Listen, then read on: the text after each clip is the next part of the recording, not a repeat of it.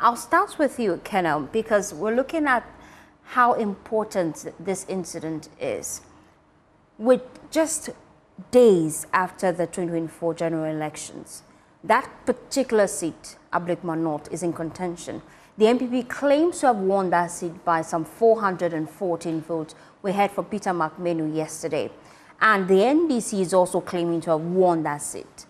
How do you feel about the current happenings in that constituency, especially when we know that issues like this, a place where it is housing the ballot boxes cannot be accidental, can it?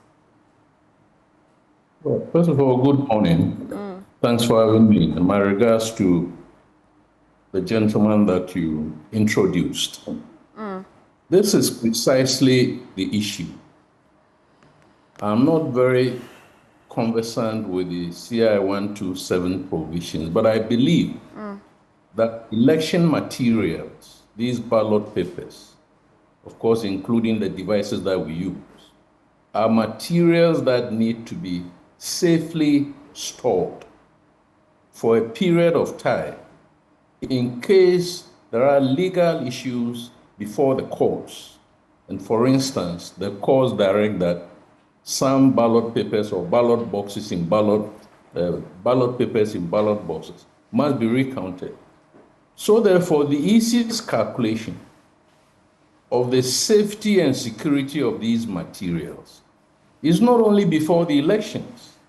When these materials, we all were told, were stored at police armories, from where they were then distributed.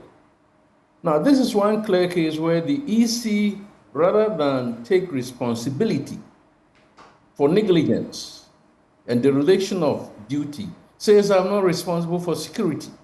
But why do you store election materials, whether in a lab or science lab, whatever it is, where people go in and out, when that particular locality is in dispute? I mean, what calculations inform the EC to negligently allow these boxes to be stored at a place where people can commit arson? So it is, after so many election cycles, one would have thought that the EC, or by this time, we as a people, would have designated or come to a common agreement that after elections, materials must be stored at police stations, which was where they were before we went for the elections.